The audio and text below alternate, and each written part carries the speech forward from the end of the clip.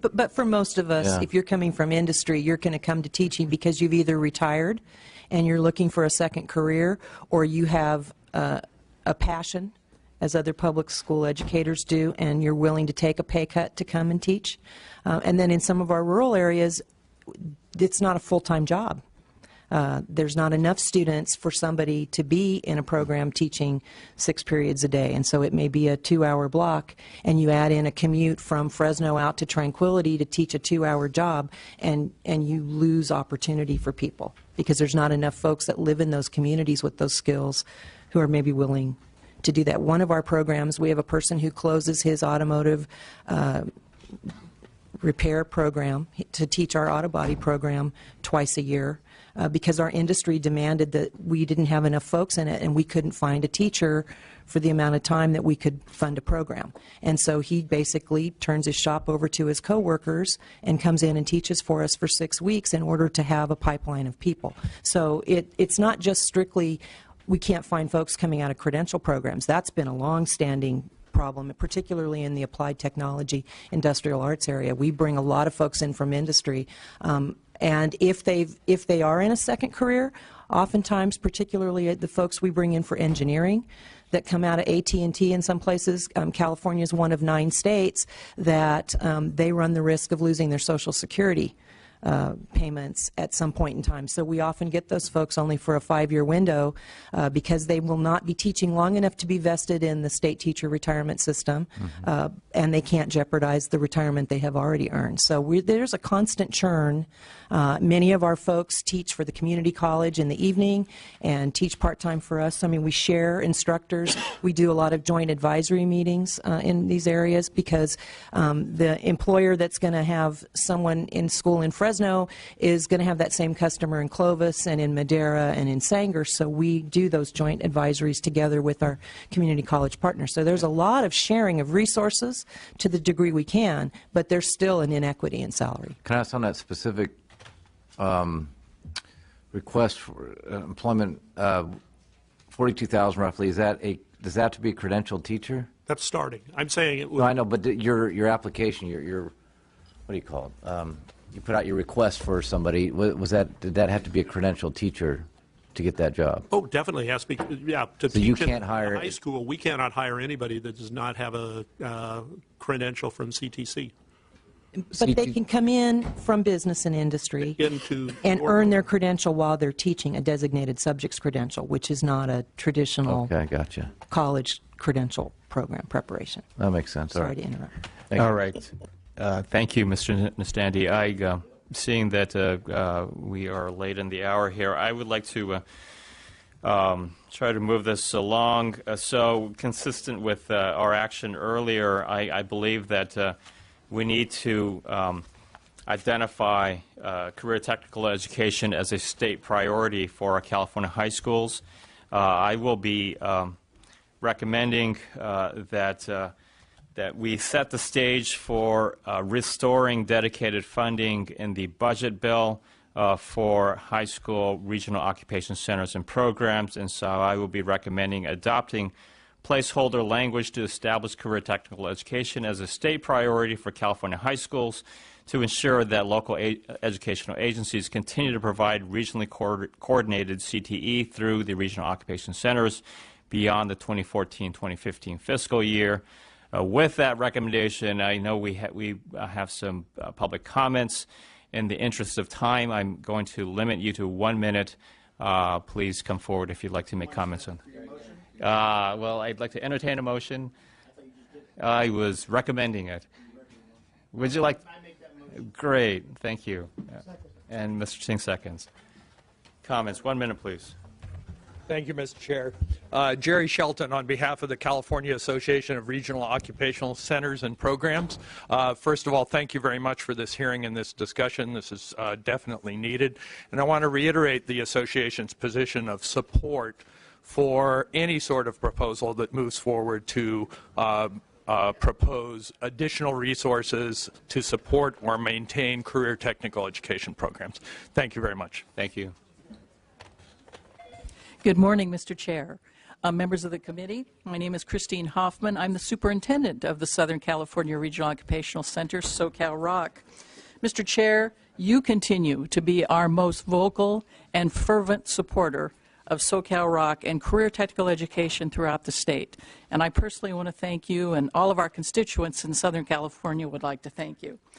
SoCal-ROC provides sequential career pathway opportunities to over 9,000 students in the South Bay area. Courses are aligned to UC A through G requirements. The courses are taught by industry experts. They include numerous opportunities for externships for students through over 300 business affiliates that SoCal-ROC has in the South Bay area. We've already heard, preaching to the choir, we appreciate your support. State Superintendent Torlakson was down visiting the center early in February along with Mr. Maritsucci, and to paraphrase Mr. Torlakson's words, we shouldn't be looking at closing SoCal-ROC, we should be looking at cloning SoCal-ROC. Thank you all for your continued support. Thank you. Before we go any further, I need to excuse myself. I need to cast my votes in the Judiciary Committee. I would like to ask Vice Chair Mr. Nastandi to chair the meeting. Thank you.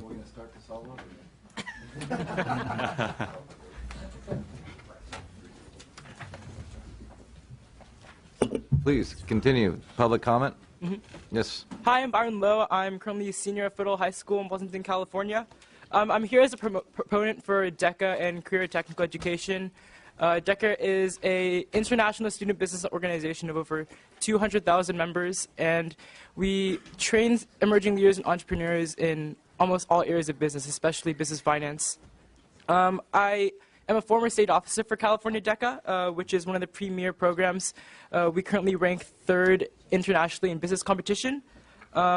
Really, as a state officer, looking back, last year was a great year for me. I had the opportunity to speak in front of thousands of people, travel all across the country to network with business professionals, and advocate to legislators on Capitol Hill. And you can see how that's really unique to students and students at such a young age to have those opportunities. And I can definitely say that career technical education really provides those opportunities for students. Really, my main takeaway from state offices was, there are so many opportunities out there for students to, take advantage of, to grow their personal skills, to grow their professional skills, whether it be taking part in CTE or networking with other people. These opportunities exist everywhere, and it's that confidence, that audacity to, grasp these opportunities that will, you'll be able to reap the benefits of them. That's why I'm here. Really, DECA is co-curricular, and you can see how in students, how that's so important to them. It was said earlier that math classes and science classes are sometimes kind of dull, and having career tech to be there and engage students and keep them more attentive, that's really important for the students. And I can definitely see that as a member in my marketing class at school, that I can see that I'm a better student and my peers are definitely better students because of CTE. Thank you. Well said, young man. And in the interest of everybody having an ability to testify, please be succinct and quickly, and as 1 minute, as the chairman had stated, please. Thank you. Good morning, ladies and gentlemen. My name is Greg Chi and represent California DECA as well as the Vice President of Public Relations. And ever since I joined DECA my sophomore year, I've found a new haven where I can escape from my rigorous AP classes and curriculum. It's allowed me to explore more into my future options by giving me the opportunity to research and understand business world, something that just cannot be learned by sitting in a traditional curriculum. For my competitions, I drafted a proposal to expand my own established business in Europe, and DECA has propelled me into thinking outside the box and built my acumen and critical thinking skills. It is arguably one of the most influential components in career and technical educations across California, and business and finance skills are paramount aspects of education that many schools simply lack.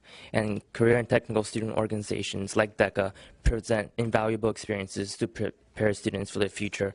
For example, we have presentations in front of executives, and the students learn how to successfully apply these skills to their future career.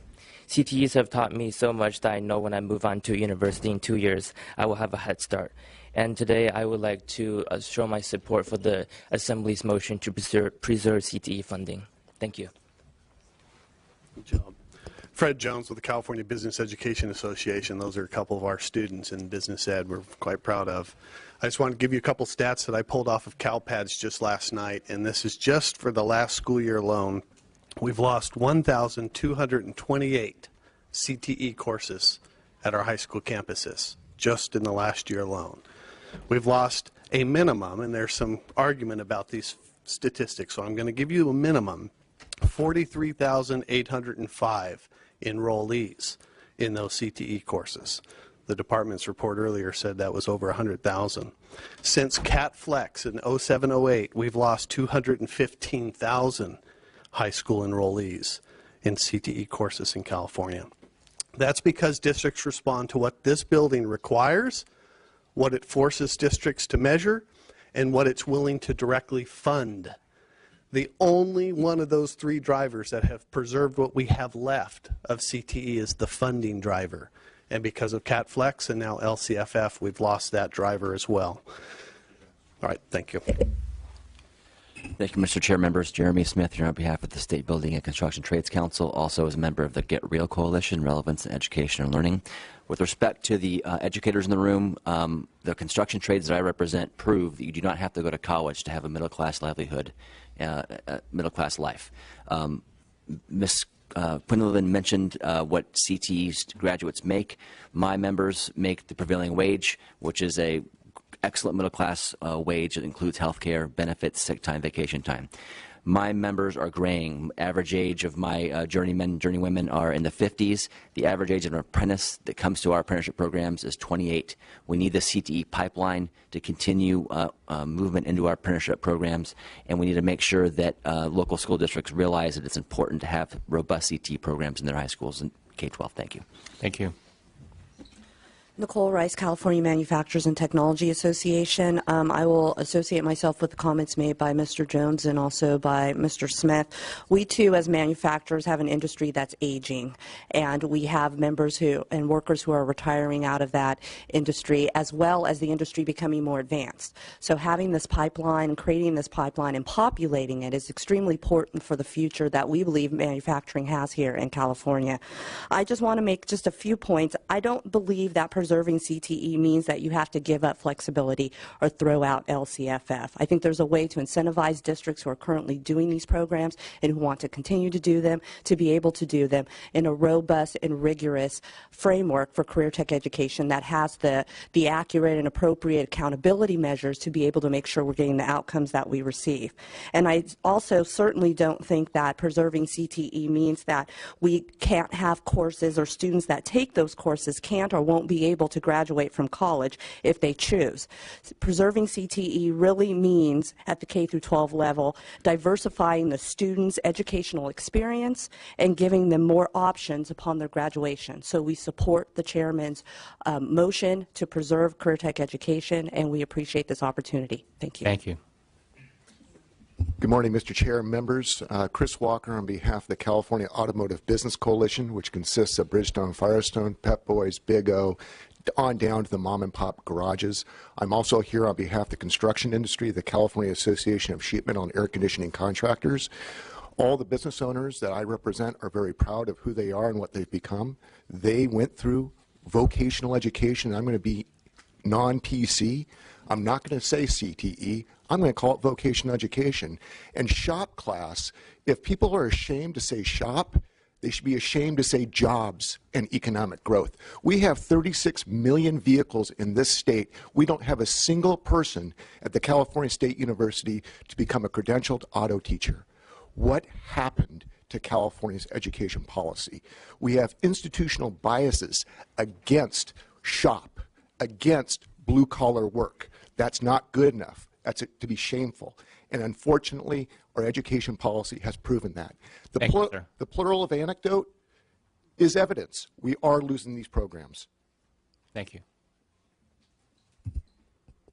Good morning. I'm Andrea Fox with the California Farm Bureau, and our 80,000 members are strongly in support of career technical education. We believe that it's very important to the future of California, not only for agriculture, but for all the businesses that we want to thrive in this state. And so we strongly support your motion. Thank you. Thank you. Mr. Chair, members, I'm Ernie Silva. I'm from SciaTech. We're a dropout recovery program. We've left a letter with you all. I've got a nuance that I want to highlight. Our programs serve very low income, former dropouts, and each and every one of our students is involved in career technical education. As you try and find a solution for the conundrum that we find ourselves in, we're asking that you not throw us under the bus. We want to keep the funding level that we now have with local control funding formula and continue the pathway into jobs in construction, the health trades, and others for former dropouts. Keep us out of the pipeline to prison, keep us on the pathway. We should follow up. Thank you. Thank you. Mr. Chairman and members, Gavin McHugh here today on behalf of the California Correctional Peace Officers Association. We're a longstanding member of the Get Real Coalition. We really appreciate the action you've taken today, Mr. Chairman, to keep funding for these programs. Funding for these programs help young people get on a meaningful career path that takes them in a good direction, and our association and our officers support that. Thank you. Thank you. Good morning. My name is Matt Leger. I'm from SEIU, United Healthcare Workers West. We represent 150,000 healthcare workers, and many of them utilize these CTE programs to obtain their jobs, including licensed vocational nurses, surgical technologists, respiratory therapists, and so forth. So we just want to support this motion to continue funding CTE. Thank you. Thank you. Hi, I'm Samantha Martin. I go to Rockland High School, and I'm a senior currently. We have a program at my school called Engineering Support Technologies, and without this program, I wouldn't have figured out where I was going to go to college, or even if I was going to go to college. And over the past 4 years, I figured out that I wanted to be a mechanical engineer, and this class has even pushed me to apply for college. And I never believed I'd make it to UC Merced, and I was accepted there this last year. And I didn't think I was going anywhere, but especially with programs like this, they need funding because it's imperative that there are more programs out there for the young women and men of today. That way they become the workers of tomorrow. Thank you. Hello, I'm Emma Yenrick. I am a sophomore at Rockland High School. I'm also here on behalf of my school's engineering program. The program has supported and fostered my aspirations for my future in engineering, and the skills I have learned in the class are priceless. I don't know what I would have done without them. They've gave me better communication, organization, and the skills that I know will help me in my future. So thank you for helping funding those. And Thank you. Hi, Barbara Barron with the California EDGE Coalition. Our handout is in your briefing package. We're a coalition of business, labor, community college groups, workforce groups, and social justice organizations. Many would say a very unlikely coalition, but our members are strongly committed to increased investment in CTE programs in community colleges. In the long term, we support some kind of enhanced structural long-term funding. In the near term, we're supporting enhanced funding in the budget that will help grow and retool community college programs. We'll begin to avoid competitive grants. We'll build on the current regional efforts that you heard talked about here today, and we'll ensure that the funding goes to programs that are meeting regional labor market needs. And also we'll give priority to funding programs that are articulated backwards into K-12. Thank you so much. Again, I want to reiterate, as you heard from numbers of people here, that short-term fix won't do it for us, that we really need to consider, again, an enhanced level of long-term funding for CT programs. Hey, my name is Ryan Segerman, and I am a senior at Rockland High School, and I feel that the need for these programs assist for the need of the young people who are inspired to pursue a career in some of these fields. And I want to encourage more of these programs be created, and along with that, along with creating these programs, I work with my instructor personally, and I felt the lack of funding and that our programs has had. For example, I assist my instructor and help his machine shop at the school and help him manage materials and resources that we are needing most, and this is where our funding should primarily be. As our students gain more experience required to be successful in their careers, another example is that I have competed on a Skills USA chapter, and I'm sadly unable to compete on a state level due to the lack of funding and the lack of my financial situation. Thank you. Thank you. Good morning. I'm Paulo Buncamino, senior at Rockland High School. As president of Rockland High School's chapter of Skills USA, which acts as co-curricular leadership development for the engineering program, I've watched our program build a powerful community that nurtures brilliant minds and provides a versatile work environment. This program has given me a second home and helped me find my passion for engineering. While I've gotten a lot out of this program, it is frustrating to see that we struggle to provide enough materials to provide for our rapidly growing community because of a lack of funding. Thank you. Thank you. And can I ask the sergeants, are there more people outside to testify as well? Okay, so pardon? Yes. Yeah, so if you don't mind, if it's different, a different take than the previous person, please tell, but if it's the same point, please maybe add a me too or something like that. So just in the interest of having time for everybody to testify, I would appreciate it. Thank you. Thank you. My name is Dan Frank, and I'm the teacher at Rockland High School. I also teach at UC Davis as a lecturer. And it is a daily struggle to come up with the materials and resources to educate our students. My budget is underfunded, probably to the tune of 1/10 of what the budget needs to be to provide co-curricular opportunities as well. We struggle daily to be mentors, to be parents, to be teachers, and I find myself in the role of grant finder and cheerleader as well. Your support for career and technical education is greatly appreciated, and if anybody ever wants to get hands-on down in a local community school and see what the challenges are for career and technical education that is district supported, not just ROP supported, I'd love to have you. Thank you. Hello, my name is Carol Pepper Kittredge. I work at Sierra College, and I'm a Deputy Sector Navigator for Advanced Manufacturing. Over the last 7 years, we've partnered with 8 high schools in our region, focusing on manufacturing and product development partnerships. We started out 7 years ago with less than 3% of students in our Placer, Nevada County having an opportunity to actually make something. And now that's about 18% of students actually being able to make something and talking about how to get it out to market. I support Dan Frank's program, and last year he had 3 students actually prototype and make and actually go to market on one of the products. So we have another high school, Colfax, that has actually prototyped and pushed their product up through Quirky. So there's a tide, there's an effort, there's a passion, and it's that kind of support that you give us that helps us achieve that. Thank you. Good morning. I'm William Wittenbury, a student from the Palos Verdes Peninsula Unified School District. And as a student that learns in a district that is directly affected and benefited by the Southern California Regional Occupational Center, I cannot emphasize enough how important this is for the future of our education. A previous speaker mentioned the dire need for technically trained people in our state and in the country as a whole. I don't mean to sound schmaltzy, but the skills and technology that we learn in the Southern California Regional Occupational Center are what built this country into what it is today. And with these skills at stake through the lack of funding, this could mean serious issues for our country down the line. I thank you for your support of continuing CTE in our area, and I hope that Governor Brown also supports this issue. Thank you very much. Good morning. My name is Jordan Lazarus, and I'm also a student with the Palos Verdes Peninsula Unified School District. I urge Governor Brown to provide funding for career technical education and save SoCal ROC because the skills learned in the programs are vital for improving the lives of all students participating, as well as becoming essential for the jobs they are creating. Thank you. Thank you.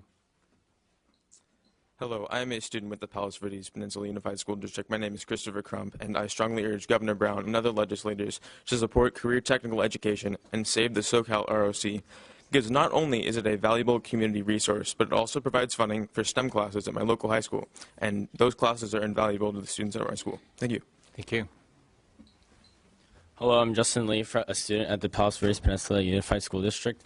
I strongly urge Governor Brown to support funding for the career technical education and Save SoCal Rock, because I've known that many high school students, they don't plan to go to college after high school, so many of them utilize these programs to help them find jobs later. Thank you. Thank you. Hello, my name is Kevin Hsu. I'm also a student with the Palos Verdes Peninsula Unified School District. I believe that CTE programs truly lead students at all school districts to meaningful career paths that they might not have discovered without the use of CTE programs, and therefore I strongly urge Governor Brown to support CTE programs and to save SoCal ROC. Good to see you, Mr. Hsu. Good to see you. Thank you, Mr. Chair, members of the committee. I represent Young Invincibles, a nonprofit organization working to advance economic opportunity for 18 to 34-year-olds. Just want to say last year we had a jobs tour. We heard from many students in CTE programs, workforce development, kind of reiterate what's been heard today. They want to work, they want to develop their skills. We further found that with youth unemployment among 18 to 34-year-olds, it currently costs California $213 million a year in lost tax revenue. Just want to say this benefits an investment not just in today's youth, but also in terms of the future of the state. Thank you. Thank you. Thank you for letting me speak. My name is Steve Glyer. I'm the face of one of those regional chairs for LA and Orange County, working with 27 community colleges in that area. I just want to drive to a point to show the need that's out there, and I just deal with just energy. Title 24 has been passed by California. It's going to require 100% of all residential buildings to be net zero efficient by the year of 2020. That's only 6 years away. We do not have a workforce capable of handling that. We have to assemble on a regional basis, economically well-designed pieces that gives kids from middle school to the workforce on a pathway with the skill sets that is going to get them into those so we can solve that problem. The problem is California believes in equity, and equity doesn't work with CTE. They can't provide the same amount of funding to teach a history class on the history of Roman Empire as it takes to do that picture of a medical device industry. It really requires a differential funding, and I encourage you to stand up and support that. Thank you. Thank you. Mr. Chairman, members of the committee, Philip Ong on behalf of California Forward and the California Economic Summit, which Vice Chancellor Vontan Quinlivan mentioned in her testimony. I'm here just to relay the priorities of the 2013 Economic Summit, in which all 16 regions within the summit network identified workforce development as the top priority in the shared agenda to advance the triple bottom line, which includes 1, encouraging economic growth, 2, improving environmental quality, and 3, increasing opportunity for all. And specifically, the Workforce Action Team recommends that this legislature and the governor expand the use of regionally specific sector partnerships across the state as the preferred approach for focusing workforce development funding on high-priority jobs and careers. Sector partnerships promote collaboration among multiple employers and community partners, including the K-12 system, the community colleges, WIBs, and and other community-based organizations. The second recommendation from the action team, and I'll finish up quickly, Mr. Chairman, is adopting a shared investment strategy to expand CTE in high-priority fields by providing matching resources to encourage regional collaborations and higher levels of regional public-private investment. We'll go ahead and submit the rest into the file. Thank you. Thank you. Good afternoon, Mr. Chairman, members of the committee. Bob Lanter, Director of the California Workforce Association and a proud member of the EDGE Coalition. I'm here representing the 49 workforce investment boards and the 226 America's Job Centers of California. Have a little different take on this. CTE programs are vital to the youth that the workforce development system in California serve. We're talking about youth that are actually out of school, high school dropouts, and high school graduates that are out of the labor market. California, unfortunately, has the 4th highest unemployment rate in the country of that population, topping out of about 20.2%. These career tech programs work very well in tandem with work-based learning programs, such as apprenticeship models and earn and learn models and work experience models that are provided through the workforce development system and the career centers. Last year, we served over 14,000 youth in that capacity. CWA believes that California must invest heavily in career tech education and invest heavily in that population. Not since 1999 has the state invested in that out-of-school youth population in any real way. Thank you. Thank you very much. Appreciate your support. Good morning, Mr. Chairman, committee members. My name is James Gale. I'm from the Palos Verdes Peninsula Unified School District. You've heard time and time again now how absolutely essential this funding is to maintain these programs and maintain for those students and not students where to go. I think something that is really plaguing the idea that college is for everyone. I think that's absolutely false. I think college is a non-necessity anyway, and the funding of these programs is absolutely necessary to maintain the emphasis on different paths and different careers, and without that funding, that emphasis would be absolutely gone. Thank you for your time. Thank you. Hello and good morning. My name is Maggie Clayton, and I'm from the Palos Verdes Peninsula Unified School District, and I really want to urge Governor Brown to provide funding for CTE and SoCal Rock. I know for me, SoCal Rock really helped me figure out what I really want to do with my career path, and so I extremely emphasize that we keep the funding for it. Thank you so much. Thank you. Good morning. My name is Nicola Kirkpatrick, and of course, like the many people standing behind me and the many before, I represent the Palos Verdes Unified School District. I urge Governor Brown to provide funding for SoCal Rock and career technical education because simply, as everybody said before, college is not for everybody, but also not only can some people not afford college, but some people can't afford to take the time out of their day to go learn when they also could be earning money for their families. And I feel like with the fourth highest unemployment rate, we should be creating more education systems so that they can earn more money for their families in the long run rather than just day-by-day advancements. Thank you. Thank you. Hello, my name is Michael McFarland, and I'm also a student representative from the Palos Verdes Peninsula Unified School District, and I strongly urge Governor Brown to provide funding for the CTE and Save SoCal Rock. I personally have benefited from the many programs offered through our STEM at Palos Verdes Peninsula through science research, science Olympiad, and all those things, and I would hate to see a big part of my high school disappear for the future students. Thank you. Thank you.